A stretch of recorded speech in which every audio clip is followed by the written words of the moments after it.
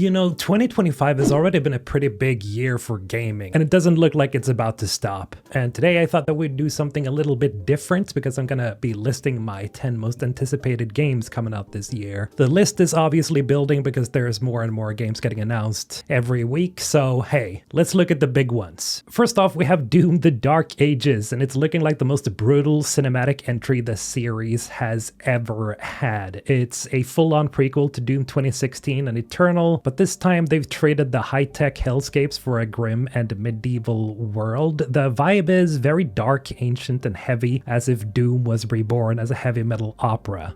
Now again, you play as the Slayer during humanity's earliest war against Hell. It's still the fast-paced, aggressive combat you would expect, but now with way more emphasis on melee. You've got this giant shield that can be thrown like a saw blade, a brutal flail for crowd control that literally extends.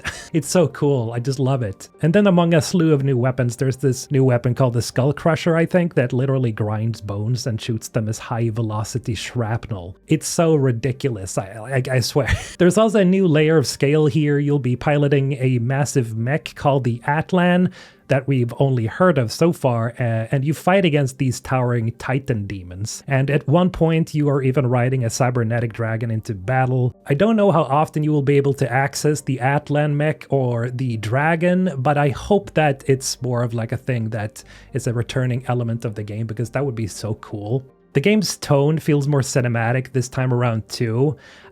Strangely, the villain's design gives me some flashback to the Archon from Mass Effect Andromeda. I can't say that's a super good thing, but then again, you know, it's Doom. It's probably not the same thing. Speaking of that, I do really like that they're really leaning into the world building and the lore of Doom here, because I always loved the lore and the small hidden bits about the story and how the Doom guy essentially is connected to the old games. And I just think it's a really cool thing that they go into the lore this time around, because so far the only thing that I feel like I've been missing in Doom is sort of like maybe some deeper, heavier story and lore elements. But other than that, I'm obviously mostly excited about just killing demons in really cool ways. Anyway, then we have Elden Ring Nightreign, and it's From Software's most experimental project yet, being sort of like a standalone roguelike set in the Elden Ring universe, and it's launching on May the 30th, and it's fully co-op focused. And at first, I wasn't really sure how I felt about that, because as much as there is co-op and there is multiplayer in Elden Ring, it has never been like a total focus of the franchise of the Souls games, because most of the time, most players, I think, do solo bosses. Maybe not all players, maybe I'm wrong about that, honestly, but I do. I keep soloing bosses most of the time. I only ever invite people just to PvP and stuff like that. It's never been like the front and center of the Souls games. It's always been about the challenge, and seeing a game that is mostly frontally focused on the co-op aspect, I was a little unsure there. And then we have the fact that Miyazaki is not the one who has been the director for the game, but he greenlighted it, so I guess it's a good thing. And of course, the more I've seen of the game, the more excited I'm actually getting. So you play as one of 8 Nightfarers, which is a unique character sort of archetype with their own playstyles and abilities. You have this guardian who looks like an eagle, sort of, that can fly and soar through the air and like do these badass superhero landings. Each one brings something different to the table. The whole experience takes place over like 3 in-game days, and the goal is to grow stronger, complete objectives, and defeat the so-called Night Lord before time runs out. And throughout the days and nights that you play in your session, the game gets progressively harder and harder, and at the final day, that's when you face what is called the Night Lord. Now, just like in previous FromSoft games, the combat looks really tight and deliberate, just like you'd expect, but now there's a layer of meta progression, because between runs you upgrade your base at a new version of the Round Table Hold, you unlock new blessings, and slowly power up your favorite Nightfarers. And you need to obviously power up your Nightfarer before you go up against the Night Lord. And visually, it's got that same sort of moody, decayed look that made Elden Ring so captivating, but now you're exploring procedurally generated versions of the Land of Shadow. Also, there are definitely some callbacks to previous Souls games. I don't know if you guys noticed that from the trailers, but it's obviously going to be like this big mix of previous Souls games, and I'm all for it. And next we have Tainted Grail, The Fall of Avalon. And this is one of those games that could be a big sleeper hit and that could surprise a lot of people before the end of 2025. So what it is that it's a dark fantasy open world game based on the Tainted Grail board game. But it's not the, typical medieval fantasy. The whole world feels cursed, sick, and heavy with decay. Think like Oblivion or Skyrim, but if it was written by a very depressed Arthurian cult. So you play as a prisoner released into a dying kingdom, and there's a red death plague sweeping the land. The old gods are silent, and the last remnants of King Arthur's legacy are falling apart. The tone is grim, and the setting feels genuinely hostile. You're not really the chosen one here, you're just trying to survive, apparently. Gameplay-wise, it supposedly plays like a blend of Skyrim and Kingdom Come Deliverance. You've got your first-person melee combat stealth option, spell casting, and open-ended quest design. You can sneak into people's homes, rob them blind, lie your way through your dialogue, or just fight your way up. It's up to you. Essentially, this is like an indie Skyrim, indie Elder Scrolls game, and it looks really good. I haven't tried it myself, but several of my YouTube colleagues have, and a lot of them are saying it's really, really good, so I'm personally really excited for this one. Now, technically, the game has already been out for a while in early access, but it fully releases now in May, and with the full release, there comes a ton of new content that hasn't been accessible until now, and just, the finished game overall. Also, I don't know if you guys noticed this from their trailers, but the OST, like the soundtrack, it sounds a lot like Heilung. If you haven't listened to that band yet, you gotta check their music out. It's so cool. It's this sort of very dark and very ritualistic chant they have in the background. It just sounds really badass. It's a really cool mix between something that looks and feels like the Elder Scrolls games, but then you have this Scandinavian Old Norse element that's mixed into it, and I just love it, man. It just looks, it sounds so cool. Definitely a game I will be covering more on the channel as time goes on. And then next we have Dune Awakening, and this might end up being one of the most ambitious survival MMOs we've seen. It's set on the desert planet Arrakis, of course, and the game throws you straight into the heart of the Dune universe. You have giant sandworms, you have spice harvesting, shifting alliances, the whole thing. And I wasn't super hyped at first, but the more that they've shown of the game, the more I guess I've come around. I'm not exactly super hyped for it yet, but it does look promising. It's an open world survival game, but on an MMO scale. You have hundreds of players sharing the same persistent world, and the landscape is fully shaped by environmental threats. Sandstorms that can destroy your base. Spice blows attract PvP fights, and the ever-present threat of a worm showing up keeps you constantly moving. Supposedly, you'll be managing hunger, thirst, and heat, which are all like classic survival mechanics, but with a sci-fi twist. There are ornithopters for traversal, and you can align with factions like House Atreides or Harkonnen, and you'll need to build and fortify shelters in between scavenging trips across the dunes. It's kind of like Rust meets Star Wars The Old Republic, with a little bit of Mad Max thrown in there. The world is massive, and it's supposedly not just sand. They have confirmed dungeon-like structures and ruins buried out of the desert, hinting at like exploration beyond just the surface. Also, in an interesting twist, Paul Atreides never existed in this timeline of the game, so would you look at that? Now, as someone who have played a lot of the bigger MMOs like World of Warcraft, Final Fantasy XIV, Ion, Terra, The Old Republic, you name it. Even Anarchy Online at one point. Like, I think Anarchy Online was actually my first MMO. Like, I am looking forward to this game because I do love MMOs when they're well done. I guess the only worry I have is that the biome of being on Arrakis can get a little bit samey because like it's just a big desert planet, right? But hopefully they have more biomes that you can enter and that you can, so you can get some varied environments and stuff like that, because I think that is the only thing that keeps me a little bit cautious of the game. Still looking forward to it though. Then we have Death Stranding 2 on the beach. Yep, it's that weird game by Hideo Kojima, and it looks like he's doubling down on literally everything.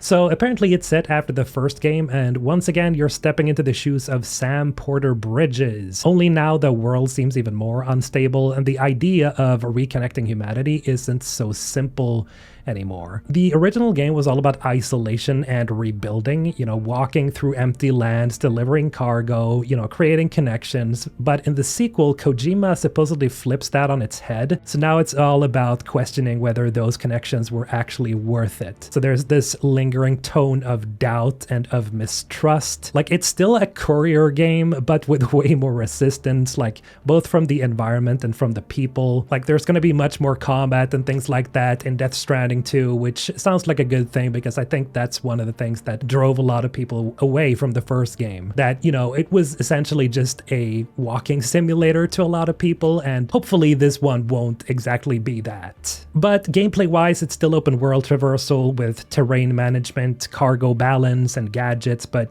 as I mentioned, it has expanded combat, new tools, and much more dynamic world events. You've got enemy factions with their own philosophies, strange new gear, and what looks like a full-on guitar lightning thrower. Yeah, that's just Kojima at this point, right? Honestly, I personally didn't really click with Death Stranding at first, but when I gave the game a chance, I actually noticed that, damn, this is actually not too bad, but it does get repetitive with all the walking, I do agree. So it's cool to learn that it's actually going to be a little bit more dynamic, probably much more dynamic than the first game, and I'm looking forward to it.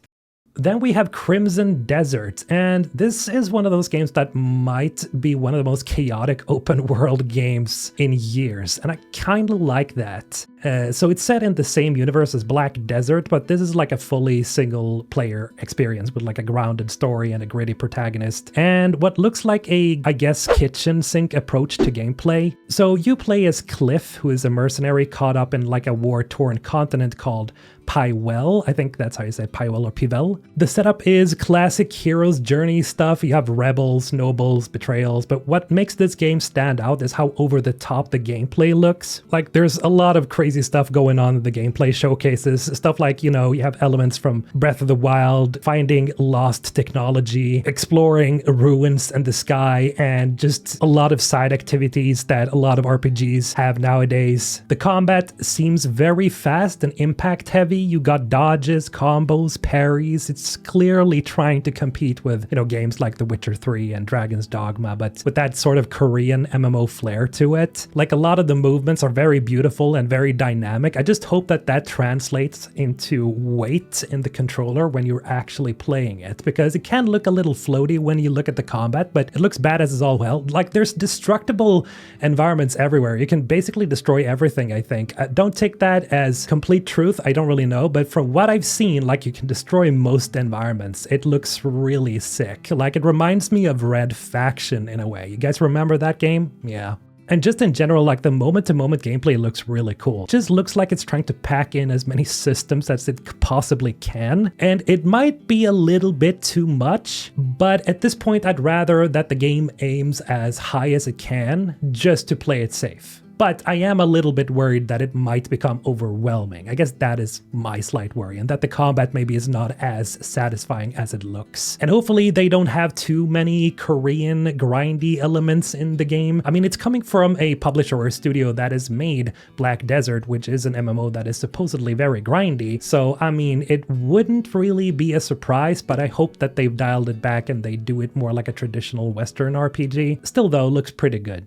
And now we have Mafia: The Old Country, and it's looking like it's bringing back the series back to its roots, like literally speaking. It's a full prequel set in the 1900s Sicily, and you play as Enzo Favara, a poor miner who slowly gets pulled into the violent rise of the Mafia. And so if you've ever wanted a gangster origin story with like real grit and atmosphere and a very unique setting, then this might actually be it. Supposedly, the tone is way more grounded than the last couple of entries. You're starting off as this very young man, Enzo, just being a very, very poor miner, and you're just trying to survive, and the game focuses on close quarters combat with knives, fists, and, old school pistols. It's all powered by Unreal Engine 5. Would you look at that? But honestly, it looks gorgeous. It's dripped with that old school mob movie energy, and I love that. And unlike the typical open world checklist type of game, this one is more narratively driven with a slower pace and a heavier focus on story and atmosphere. And so if you haven't played any of the Mafia games before, this game looks like it might be the perfect entry point, because this is literally like the prequel, the start of it all, it would seem. Really looking forward to this one, especially the story, because I'm a big buff of gangster stories.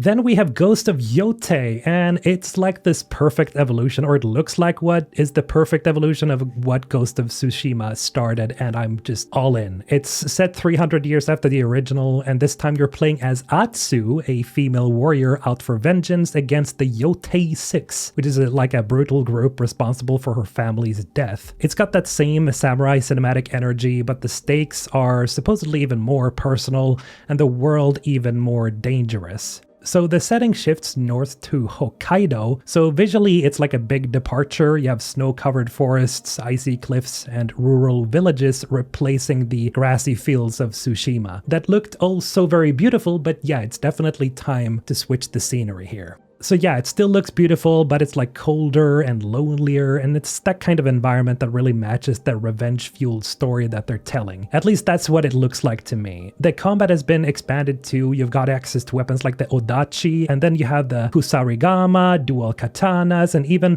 early firearms like matchlocks, which is really cool. It's still rooted in tight one-on-one duels, but you've got more tools to approach fights however you want. And exploration is getting a big upgrade, less reliance on map icons, more emphasis on following environmental cues and stuff. It's like the guiding wind system in Tsushima, but like even more free. I absolutely personally loved Ghost of Tsushima. I think most of you did. Yes, it did get a little bit repetitive in the end, but it had some of the most satisfying combat I've played in like a melee game. It is very beautiful. It has a very beautiful story and very sympathetic characters. It's definitely one of those gems in gaming history, and I have a feeling that Yotei could triumph the first game if they just expand on everything they did in the first game. Okay, the next one is The Outer Worlds 2, surprisingly. So here's the thing, right? The Outer Worlds 2 is one of those games that I'm cautiously optimistic about. Like, I didn't love the first game. Actually, I kind of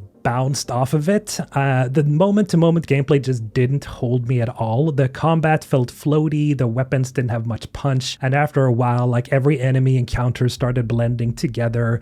And even though the world was colorful and the writing had its moments, it all felt a little bit too safe. The companion characters were fine, but they never really grew beyond their introductions.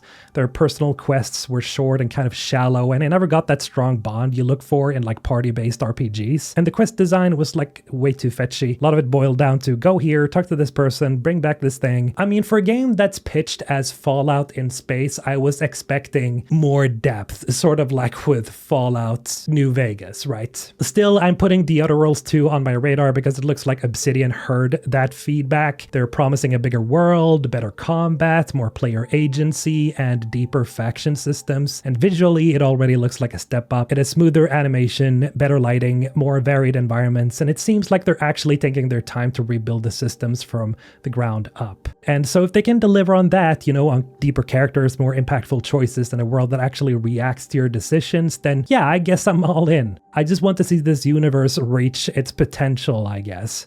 I just hope that this time it's not another case of good ideas trapped in a safe, overly polished wrapper. Okay, and finally, Subnautica 2, man. Subnautica 2 is one of those sequels I've been waiting for forever, and now it's finally starting to take shape. This time you crash land again on a brand new alien ocean planet, and it's a different world, it has different threats, but the same core goal, which is, of course, survive, explore, and slowly uncover what the hell is going on beneath the waves. At its core, it seems like the survival game that we all fell in love with. It looks like you're going to be scanning creatures, gathering resources, and building underwater bases, crafting submarines to explore deeper biomes. But for the first time ever, it supports co-op. So I'm gonna be playing this game with my girlfriend, and we're gonna be scared shitless together, and it's gonna be amazing. They're also supposedly introducing a genetic modification system, so you can adapt to the environment by altering your character's DNA. So instead of crafting a heat-resistant suit, for example, maybe you grow like heat resistance on yourself, which sounds pretty crazy, but it's like a perk, I guess. It's a weird alien take on progression that fits perfectly into the Subnautica world. And visually, it just looks just like the last game, but better. Then, of course, it's hard to say because we haven't seen much footage of it, but they kept the same style, like the same sort of cutesy style, but underneath that, it's terrifying as all hell. One of the scariest games ever made. But from the small bits we've seen from like behind the scenes and stuff like that, it just looks like they're essentially just cranking it up to 11 with the, you know, the scare factor. They're just trying to make a newer, better, bigger Subnautica, and that I'm all for it. See, I put over 1,000 hours, probably even more, like an unhealthy amount of time into Subnautica, and I just couldn't stop playing. Like I kept getting scared shitless all the time, but I couldn't stop because it was so exhilarating, you know, being chased by a Reaper Leviathan, or, you know, running into the Reaper, what's it called? The Dragon Leviathan? I don't remember the name of it, but man, it's so amazing. Like the Ghost Leviathans out there when you cross the border. But yeah, those are my 10 most anticipated games of the year so far. And before you click off this video, remember to share what your most anticipated games are for the year. I'm very interested to hear, because I'd love to cover more games like this on the channel, if you guys would be interested in it, of course. But that's going to be it for today. Thank you for watching. Mr. Elden, signing off.